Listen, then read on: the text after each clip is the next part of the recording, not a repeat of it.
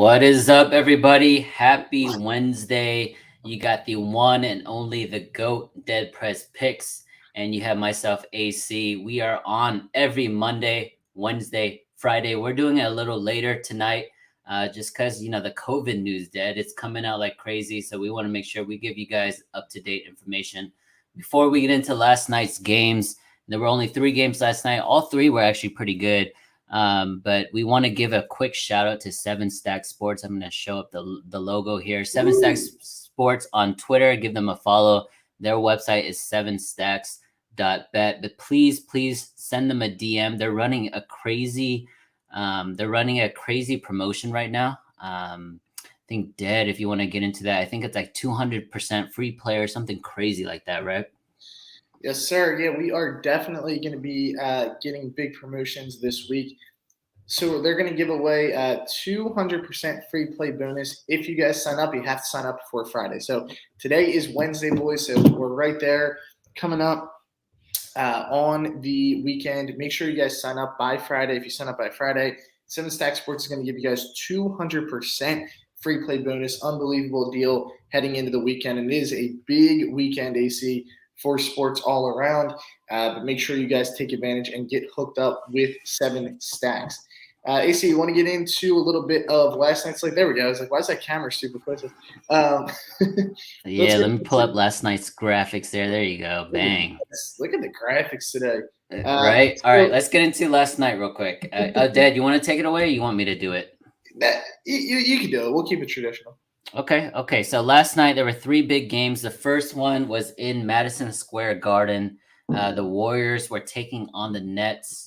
Sorry, the Knicks. The Warriors taking on the New York Knicks there. I was on the Warriors. I know the line here kind of moved towards the Knicks, but the Knicks just had too many guys, and the Warriors going into the game had not covered in 3 games. So I kind of like that spot for Golden State. And then the story that everybody's talking about, obviously, is Steph Curry becoming the all-time 3-point shooter. Congrats to him. Congrats to his family, his friends, all the hard work he's put in, and all of his fans around the world. Like, they're big Steph Curry followings. But I wanna pose a question to you, Dad. So if your team was hosting Steph Curry and he broke the record in your stadium, are you really gonna stop the game and give him his props, or are you gonna just play the game and get to it later? I thought it was kind of a weak move by New York. I want to hear your thoughts. See, I think it helped the Knicks because it kind of took the life out of the Warriors for the moment. The Knicks went on a run immediately after that. So I'm fine with it, AC. I mean, it is a unbelievable record. And, I'm a big Steph Curry fan. He's a great dude, obviously off the court as well. But definitely a cool moment to be able to witness, obviously witnessing history in the most famous arena in the world. So kind of destined there to break it at Madison Square Garden. I didn't have any issue with it. I was on the Knicks there, so I had an issue with that. Up 8 late in that second half. They kind of gave up that run to the Warriors.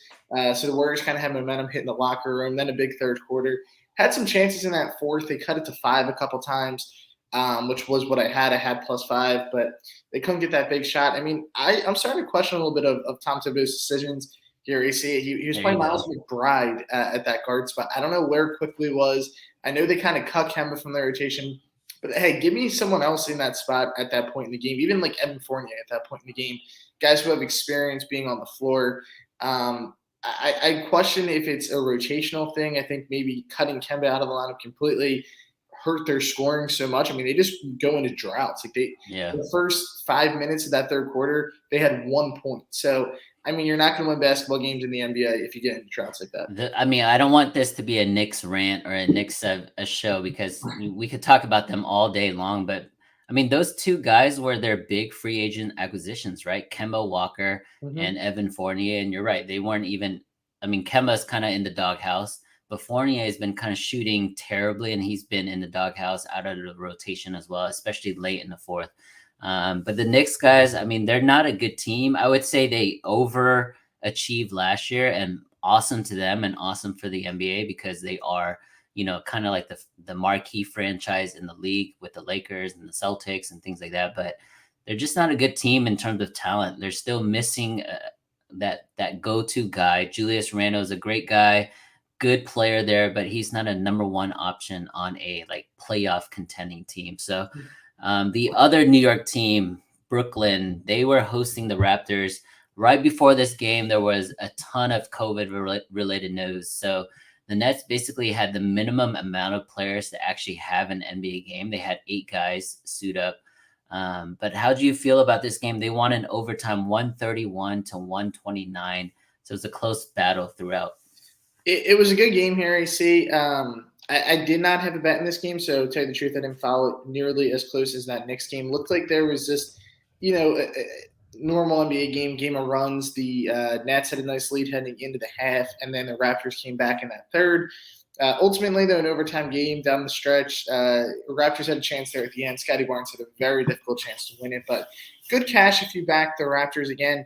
Keep saying this, but the Nets, I mean, they're 20-8, and it seems like people are criticizing what they've done this year. And they maybe have the worst bench in the NBA outside of the Rockets, Pistons. Like they have the worst contending bench, I think, in the NBA. So I mean, shout out to the Nets. They've been unbelievable so far this season. Got to give them credit where it's due. All right, so I just posed this question on my Twitter, and I would love to hear your thoughts, Dad, because we both really are fans of the game, and we've kind of studied the game, its history and stats and everything like that. But at this point in 2021, December 2021, who runs that town? Is it the Knicks or the Nets? Oh, there's no doubt it's the Nets. There's no doubt. Okay. Why do you say that? I mean, AC, how old am I? 23, 24. So I haven't seen the Knicks be good, right? Like I don't think when we'll use us as cappers for example, right? So what if one of us sucked for 20 years? Are we still relevant? Like you still have a job to show up. Not once you establish, the Knicks did their thing, right? They established themselves as a team, but there's no doubt right now the Nets run that city because I mean you look at the Knicks and they're just not. I don't think they're a playoff team, and if they somehow sneak in, I mean, come on, they're not close to contending. And meanwhile, the Nets should get Kyrie Irving back at some point this season. That's a big question mark. And if they do, I think they're back to being the best team in the East. Yeah. All right. So the late game last night, I think you and I were kind of heartbroken by the result here. But the Blazers at home, they were hosting the Suns. The Suns were playing on a second night of a back-to-back. They played the Clippers 2 nights ago and then the Suns last night. So that's a really tough travel back-to-back type of game. There's no Devin Booker. DeAndre Ayton actually ended up playing for them, which is a huge plus. The Blazers were up late in this game. They had full control. They missed 2 free throws late. Damian Lillard basically went 1 for 8 in the closing seconds there. Thoughts on this game? Is this more the Suns winning it? Because Chris Paul did play well, or was this more of the Blazers losing it? It's a combination of the two, right? Because Chris Paul has showed late game. I mean, that mid range is deadly, right? Like you just know when he's pulling up there. If you're betting on the Suns, you always feel good. If you're betting against, you don't feel so good.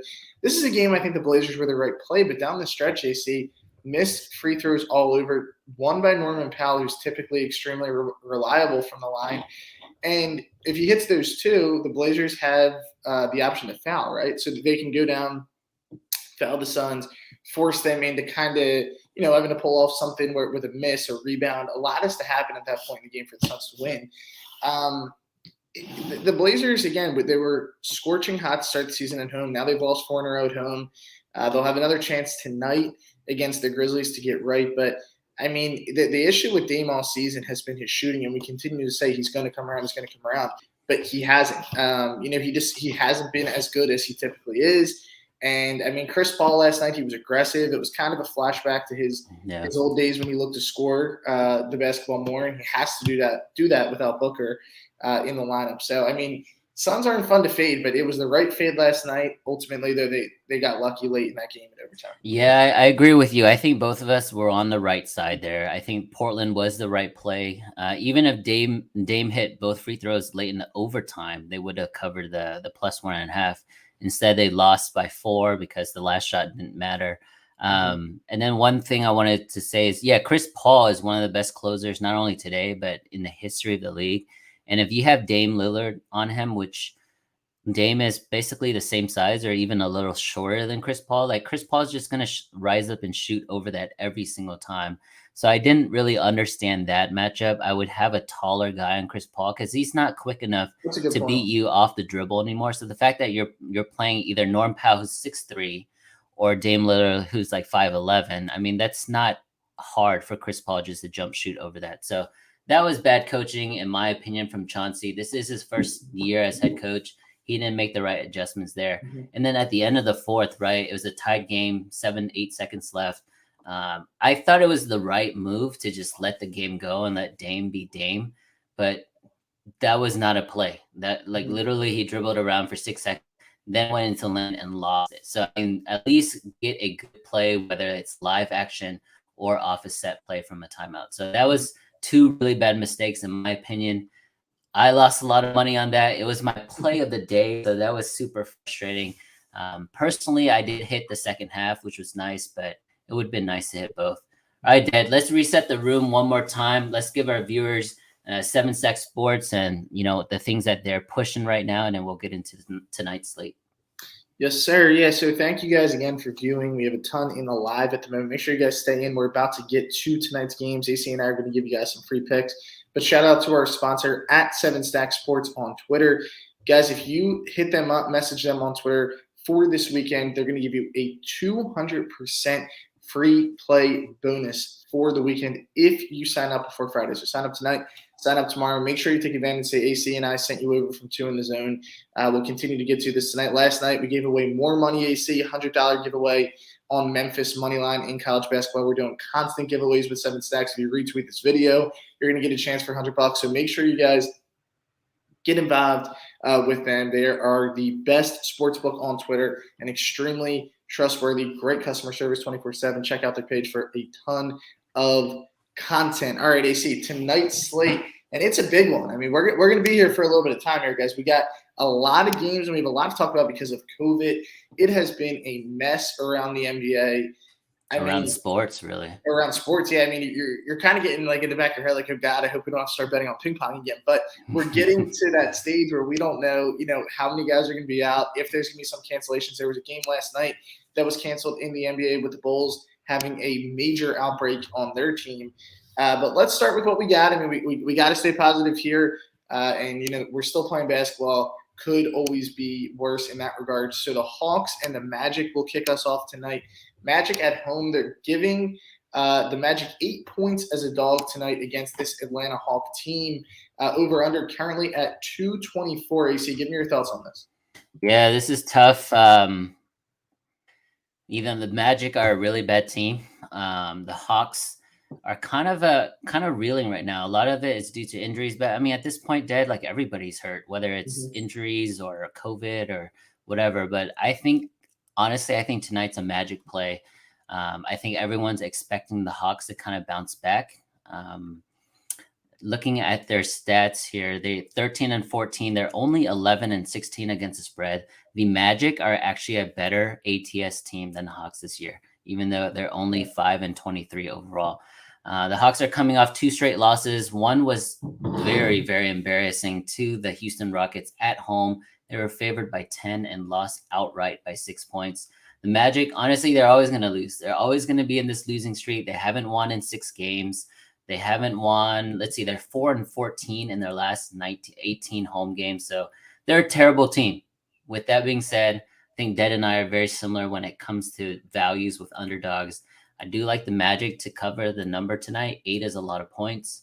Maybe a first half if you don't want to do the full game, but I think the Magic is a comfortable lean for me. What about you?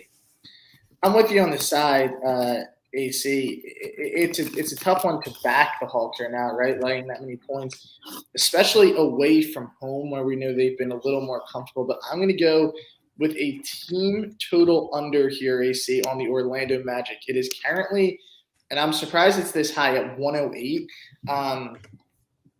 While I do think they can get going from the floor at times, I don't think they have enough scoring through that lineup. And I think the Hawks, it's a great bet. They could be a good defensive team, AC, at times. And their tempo isn't like a crazy pace. So right now, Orlando ranks 28th in the NBA in points per game. They scored 101.4 it's too high for me.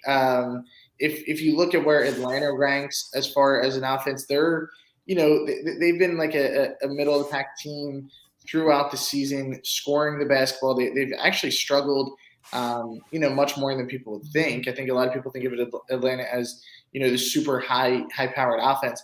I think that the pace of this game favors this. I think just the flat out scoring that they have. Atlanta is 4 overall in the NBA, but when you start looking at the pace, this favors the under, in my opinion. So I'm going to trust it here. Magic haven't scored enough points. I'm going to go with their team total under. I like it, man. I like that play a lot. All right, let's move along here as we got through that first one. The Rockets and the Cavs. You say it every episode, AC, but it stays true, man. The best covered team in the NBA is the Cleveland Cavaliers. They're laying 9.5 tonight.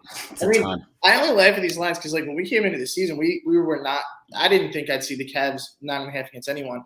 The Rockets they're hot. Like let's just call a spade a spade. They've played good basketball. I mean, they're getting themselves in a position, and this sounds absolutely insane to say, but they're a game and a half out of a play-in game right now. So like they're playing for something maybe at this stage in the season. But a lot of points that they're laying in this game. Now there is the COVID outbreak, right? A little bit there. Again, this is what we have, guys. So this could change. So please make sure you stay posted. But Kevin Porter Jr., Daniel House Jr., Eric Gordon, and Christian Wood. So that's a lot of guys that are big to that team. So do you think the Cavs cover 10? All right, so you're right. The Cavs are the best covered team in the NBA. They're 23-5-1 against the spread. The Houston Rockets, one of the better teams as well. They're 15-11 against the spread. I think they've covered the spread the last 5 games. They won 8 out of the last 10 games straight up. So the Houston Rockets, like Dad said, are really, really hot. But that is basically 80% of their offense is gone tonight. Christian Wood, Eric Gordon, Daniel House, and Kevin Porter Jr. Those are 4 of the top 6-7 guys on the team. I personally think that's too much. I know that that's a lot of points for the Cavs, but I think it's that big for a reason. The Cavs are elite at home. I think it's going to be a Cavs play for me or nothing at all, man. I'm just staying away from this game. I feel like it's just hard, right? You see Cleveland Cavaliers, and it's like what minus like the line says that.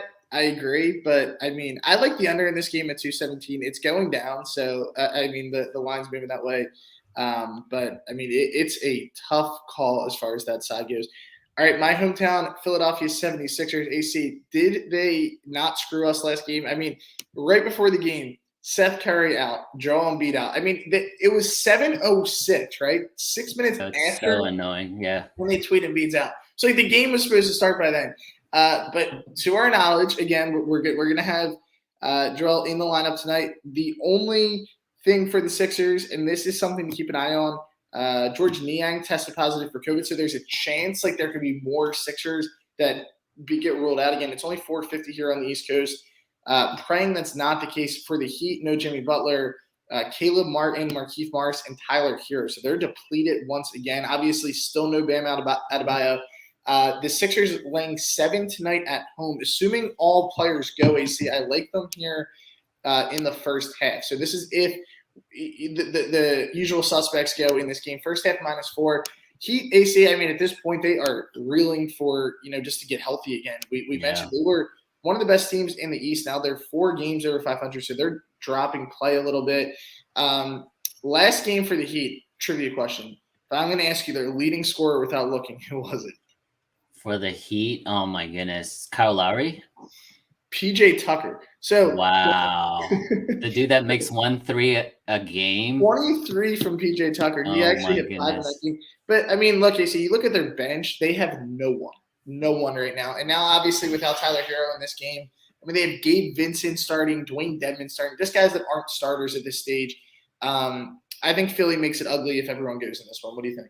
That's a big assumption, right? Because we just got screwed by Philly. Right. But if it's just Joel and anybody else that plays with Joel, he is by far the best player in this game. He's been on a tear recently. No one's really kind of focused on him because he missed so much time early. He's coming back now and he's averaging he's putting up 35, 15, and 10. Like the guy is nuts. And I think this is a game where Philly continues to dominate this matchup head to head. One angle here, if people are interested in the last 6 times these two teams play, the over actually has hit. So there is a lot of offense, but it's tough tonight, right? Because there's a lot of guys missing. There's a lot of shooters missing. If the Heat are gonna rely on PJ Tucker to be the number one scorer again, I think this is a blowout. It's a square play, but I think it is a Philly or nothing type of play. It's a great bounce back spot for them, especially because they're getting Joel Embiid back tonight. So I like the Sixers with you, man. Yeah, I mean, there's no doubt to me in this one, AC, that it is No doubt. Sixers play. I'm confident in my Philadelphia 76ers tonight, man. Let's move along to maybe the biggest game of the night as far as a viewing standpoint. Lakers or Mavs. Obviously, this one will be on ESPN. AC, this is your team, right? We know the Mavs. Unfortunately, yeah. We know the Mavs, but then again, like the Lakers, I mean, they've kind of screwed people all season as favorites. Did they get it done tonight at home? Yeah, I think this is the Lakers or nothing for me. The Mavs have won and covered the last 2 games without Luka very impressively. They beat OKC as I believe a 4-point favorite. They covered that easily, and then they went home the very next day and just blew the doors off the Charlotte Hornets. I was on Charlotte, so I remember that game. It was painful. You know, it was Monday night. So now fast forward to today. They don't have Luka again. They're still at home. The public is going to be hammering the Lakers. They were already going to hammer them. The fact that there's no Luka, it is a ESPN primetime game on national TV. So you expect guys like LeBron to show out, maybe Russell Westbrook. He's been a great second half player so far. For me, it's Lakers. Maybe money line. Money line is probably like minus 130, minus 135 right now. I don't have the exact numbers in front of me. But I just don't see how the Mavs can continue to not only compete but to score without Luka, and they've been doing that the last 2 nights. So that's really impressive. I don't know if they can sustain it. That's exactly my point there, AC, and I'm going to hype this one up because I know a lot of people wanted to hear this game. I love the Lakers in this spot tonight, and I know the Lakers as favorites, they've kind of screwed some people, but you mentioned, AC, how are they going to score? Who's going to step up? Who's going to be that guy for the Mavs tonight? Because we've just seen, and it's not only the points that Luka gets, it's the simple playmaking that he has, right? Yeah. I mean, he sets up, he makes everyone's life so much easier. He puts shooters around him. He makes, all these guys way better players. He makes Hardaway a better player. He makes Brunson a better player. I mean, their entire lineup just better. And the thing is, I think this is a bit of an overreaction for the Mavs, how they played in his absence. They played against the Hornets, one of the worst defenses in the league. So I think you and I could go get buckets on the Hornets, AC. So I'm not too concerned about that. I think the Lakers will have a good game plan tonight. I think they do win this thing outright, although, like you said, it is going to be the square side. All right, let's talk about a non-square side maybe. If we're thinking, I'm thinking here, the Pacers and the Bucks. This, obviously, we know the Giannis news. There's no Giannis for this game. Talk to me about this one. What do you think? The Pacers coming in here kind of hot. Like, since those rumors hit, they're playing really good basketball. Playing so much better. They probably should have beat the Warriors. The Pacers kind of shake that thing away down the stretch. Give me your thoughts on this. Do you think the Bucks get it done still without Giannis? Yeah, they lost to the Warriors by 2, but they did cover. It was plus 2.5. We have a question here from our guy. He asks a question basically every single show. We do this every Monday, Wednesday, Friday, and he's our most loyal viewer. But Grant Albert comments, Pacers a 2-point underdog tonight. We know how the Bucks play without the big 3, and they're without 2 of the biggest 3. Curious what y'all think. That is a good point. One thing I'll say, though, is I don't like capping to injury news or reacting to injury news unless it's a superstar player. So if you're looking at the Lukas, the Giannis's, the Durant's, guys like that, Steph Curry's, like those guys just mean more to their team than an usual star. So for me, this is a Pacers play. It's following the line movement, which is a little scary for me, Dad. But I can't. There's no way I can back the Bucks. Are you looking at the other side? I feel like you are. I am, and it's funny because you talk about a game like this, and that was a great point there. Made by Grant that when they haven't had these guys, how difficult it's been for them to score the basketball. But the Bucks are just a team that I feel like this is where they somehow, like Pat Connaughton drops like 30 tonight. Something weird happens, and the Bucks get it done. I think it's a decent fade on the Pacers. Just kind of catching you guys up also with who's out. We know obviously Giannis, and then the Middleton news as well. DeMarcus Cousins, Dante DiVincenzo. So there's a lot of guys out of this lineup. I think they somehow get it done tonight, AC. I like the Bucks. I know. I just feel like when all these guys are out, the simple play out, take the Pacers. Who's going to be on the Bucks? Give me the Bucks. Like I said, I mean, I'm half joking about Pat Connaughton, but they're going to have guys who step up in this game in his absence. They'll still have, Drew on the court. I think Bobby Portis is a guy who, as obviously, that's a good name. Yeah, he can go get you right 2025. I mean, he has that in him. If he does, you got to post that picture again, man. That's one of my favorite pictures ever. Yeah. And then Grayson Allen's another guy. I say he's gonna have to step up. We know he can. Maybe when he's been balling this year. He's been balling. Yeah. I guess one piece of clarification: Giannis and Wesley Matthews are out because of COVID protocols. Chris Middleton is out, but I think it's due to his knee issues, not really COVID. So just want to make sure. Make sure we point that out. Yes, good point there, AC. All right, let's move along here as we continue to work down this slate. The New Orleans Pelicans, again, they are favorites tonight. Oh, I know this side, man. Oklahoma City Thunder. Do we back the Pels? I mean, help me out with this line. I don't know what to do. I'm going against line movement here. Just like what you did with the Bucks, I'm going to do it with the Thunder. The Thunder let me down their last home game. They got killed by the Mavs. They're still at home today. I have no idea why this line is going to the Pelicans. But we know the Thunder are a live dog basically every night. They're coming off a loss. I think it's a great spot for them. I love Shai Gilgeous tonight in terms of props because Lou Dort is going to be out tonight. So I think that's going to be more opportunity for Shai and the rest of the team. Maybe your boy Josh Giddey goes off too. But give me the Thunder, man. Plus 4.5. I'm going to take that every single time against a team that I don't think is that much more talented than OKC. Yeah, I mean, it's a stay away game for me. See, it's a game that I do lean as far as the total goes. I do like the under. I know it's super low, but again, low for a reason. They're at 212, so I'm fine with taking the under in this game.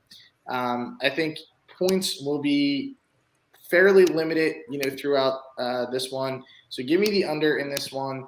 But I would probably end up saying, what you mentioned there, AC, really good prop chance for SGA. All right, let's reset the room before we get to the final five. And maybe AC and I can throw out a little dog of the day. We'll take any questions also. Please make sure you guys are commenting in the live feed. We'll try and get to you guys at the end. But shout out to our sponsor, 7Stack Sports. Best book on all of gambling Twitter. Make sure you guys hit them up. 200% free play bonus if you sign up prior to Friday. Just tell them you came over from 2 in the zone. All right, AC, Hornets and Spurs. We were just talking about the Hornets. I think a lot of people thought that they were going to get it done against the Mavs. A lot of people thought, no, Luka, it's an easy play. Yeah. Now tonight, we got the Spurs back at home, laying 3.5. Talk to me about this. I'm going to go with the Spurs here. I think the Spurs are a pretty underrated team. I know they're only 10-16 for the year, but I think they've been playing a lot better as of late. And because of, Charlotte's COVID-related news there, I know they've been playing without these guys for about a week now. They just don't play any defense. As of right now, they give up over 116 points per game on defense. Good for top 5, worse than the NBA. The Spurs are a pretty good home team when it comes to covering. They're 8-6 against the spread at home.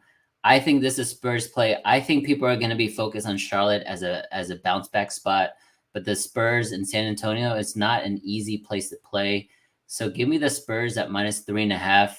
I think this is a rare game where I think the favorite covers the first half and the game. Ooh, I love these. Yeah, so if you like Spurs first half, ride with it. If you like Spurs full game, take it. So I like Spurs, man. What about you? Yeah, I'm with you here. And we're both cheering on the Spurs, AC, for our season team total. So give me the Spurs in this one. I think that they stick it to them early and often. I do like the Spurs here at minus 3.5. All right, let's move along to the Clippers and the Jazz. Whenever I see this big number, I'm like, all right, Clippers are covering it. It's 9.5, it's 10. Jazz, they just beat the living hell out of teams. They do it consistently. Yep. This one will be in Salt Lake. So a big spread here, total at 217.5. It's another under I like. I'm liking a lot of unders tonight. I'm not touching this spread. What's your thoughts? Yeah, I don't think I'm going to touch the spread either. Utah Jazz, we know they have a very explosive offense. When they're making threes, they're almost unbeatable. It's really when the game slows down, especially in the playoffs, when teams can kind of scheme against Mitchell and then just make guys like Gobert or Boyan beat you instead of Mitchell. So it's much harder in the playoffs for them. But in a regular season format, it's like Utah every single game. Like you basically just bet them blindly and you're going to win 65% of the games. I'm not saying that's the play tonight. I do lean with you on the under. There's still a lot of question marks when it comes to the Clippers offense. They still, in my opinion, rely too much on, Reggie Jackson having to be hot, Marcus Morris having to be hot. It's more of an individual group of guys playing a team game, which I don't love.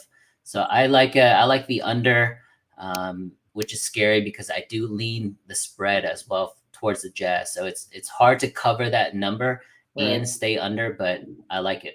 But they just might do it. All right, I see 2 games to go here that we have not hit on: the Memphis Grizzlies and the Portland Trailblazers. Or I'm sorry, 3 games to go. We have that, and then we have 2 more. So we'll try and breeze through these guys. Went a little bit long, but we like that when we go a little bit over time. That means we got a lot of good things to get into.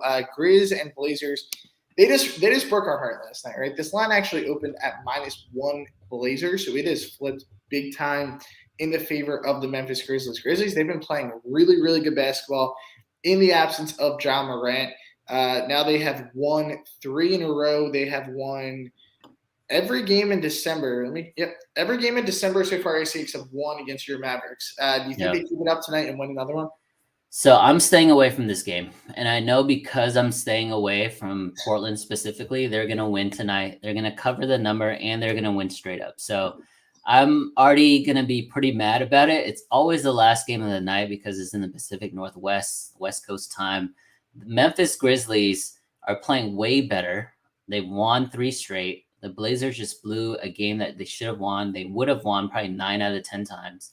But I think we're seeing what everybody talks about when it comes to Dame. Like I've been trying to just, tell myself otherwise, but the truth is he's just really disinterested, man. Like if you watch that fourth quarter, he was just jacking threes. He's not going to put his body on the line. He's not trying to get to the free throw line. He's not crossing anybody up. He's not doing what we're used to when we watch Dame Lillard. He's literally just dribbling up and pulling from 30 feet and bricking. So if he's going to play that type of style, Memphis Grizzlies are a team that play team ball and really, really grind you out. So to me, it's a Grizzlies play. But like I said, since I'm not on this game, Portland's going to blow them out by 20 or something. I like Portland. Assuming everyone goes, I like Portland a lot. The one thing to watch though is Dame was pretty taxed last night. Like he didn't take his normal fourth quarter rest. That killed him ultimately, I think, in overtime. I think he was gassed. And it's one of those things that you could argue the other side and say, well, Chris Paul, he should have been, the more fatigued, obviously, at his age. Wasn't Yeah. really the case, but I worry a little bit about that. I think that's kind of why the line moved too. They just came off a long game playing back to back. But they got to get back on track somehow. I do think that the Blazers win this thing outright tonight. Although, like I said, it is scary back. And then 2 games ago, I see T-Wolves and Nuggets. Nuggets currently sitting as a 4-point favorite right now. Let's think about this one. It's 4.5 some places. 223.5 is the total. Nuggets, they're back to playing decent basketball, right? They're game over 500. Seem like they've been able to step up a little bit. They're getting a little hot, winning 3 of their last 4. What do you think about this one tonight? D'Angelo Russell, again, is questionable. They said he did go through the shoot-around, but they don't know if he'll go or not. So before the previous game, T-Wolves were on a really bad slump. They were just in a rut, missing a ton of shots and losing a lot of games late. Actually getting blown out too. But they played Portland, I believe, on Sunday night, and they beat them pretty convincingly, 116-111 as 3-point underdogs. They're now traveling to Denver. Denver's actually playing really well without, Jamal Murray, Michael Porter, a bunch of their guys. Will Barton's been in and out. I think he is a go for tonight. But I think the T-Wolves match up against this team really well. I know it's hard to play in Denver with the altitude, but both teams are actually only 12-15 against the spread, and Denver is only 6-6 against the spread at home. So that big home court advantage doesn't really exist right now with Denver. I like Minnesota. I think that's a lot of good value. Talent-wise, they are not worse than Denver. So 4.5 points. Give me the T-Wolves tonight in a big upset. Yeah, assuming D'Lo goes, I am with you there, AC. I think this is a play all the way for the T-Wolves. Final game of the night, the Kings and the Wizards. This line continues to move towards the Wiz. We know Kyle Kuzma now, though, does hit COVID protocol. So the line movement's a little weird here at the moment, but they're laying 2.5.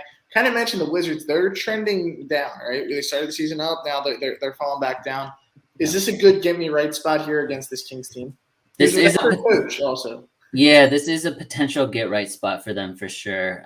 Both teams are slumping. Kings have lost 3 straight. Wizards have lost 2 straight. Wizards now are dealing with a couple COVID guys, or COVID related protocol injuries. So it's tough, man. I'm never gonna back the Kings at home anymore. I think that's one of my rules for the rest of my life, really.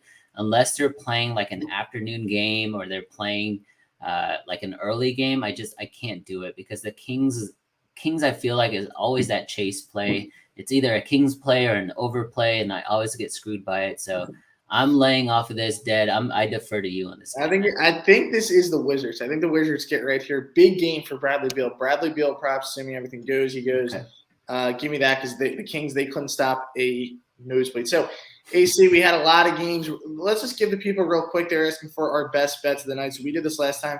We gave 2 on Monday. I believe we want to combine 3 and 1. So a strong start to this little segment here at the end. So let's just give out a couple of our favorite plays. And I'll start us off here, AC, with a game that we were talking about a little bit earlier on with the Lakers and Mavs. I know I hate betting square, AC. It's just not my thing, but I have to tonight. I'm going to go with the Lakers. I think they do get this done against your Dallas Mavericks. What do you got for your first one? All right, I'm going to stay within the state there in Texas. I'm going to go with the Spurs at home, -3.5. I think they're the better coach team. They're more rested, and they have more of a full unit tonight than the Hornets. So I like the Spurs tonight at home with Greg Popovich, 3.5 points. Look for, DeJounte Murray to kind of go off because the Hornets backcourt is hurting right now. So Spurs for me. All right, and my second one, guys, that I'm going to flip over to will be a battle between the Washington Wizards and the Sacramento Kings. I'm going with the Wizards here. That's brave, man. That's brave. I think on the road, I know, but I think it's time for them to get right. So mine are going to be the Lakers and Wiz tonight. All right, I'm going to go to your team, man. I love me some Joel Embiid. I think he's the best big in the NBA. I think he dominates tonight. There's no Bam. So give me the Sixers is -7. It is a little square there, but I think they cover the 7 pretty comfortably. They are a pretty good free throw shooting team. So if you're fouling Seth Curry, Tobias, or Joel late, I think they're going to make the free throws to cover that number for you guys. So give me the Sixers -7. All right, guys. So again, that is just our 2 best plays for the show tonight. 3 and 1 on Monday. Let's build on that and get a nice 4-0 sweep. Shout out to our sponsor, 7Stack Sports. Make sure you guys give them a follow on Twitter at 7Stack Sports. 200% sign-up bonus, free play sign-up bonus for all new customers who join before Friday. So hit them up right now. Just message them so you can move from 2 in the zone with AC and Deprez. Shout out to everybody who tuned in for another awesome episode. We appreciate all the loyal followers who continue to watch, continue to retweet. Please retweet this video and share it. Give us some comments. Let us know what you thought of it, if it was good, if it sucked, whatever you got. Let us know. And bring it on, haters. Yeah. And pretty much, AC, I think that's a wrap for this one. We will be back Friday, guys, with another episode. Thank you to 7 Stacks, and I hope everybody has a great night.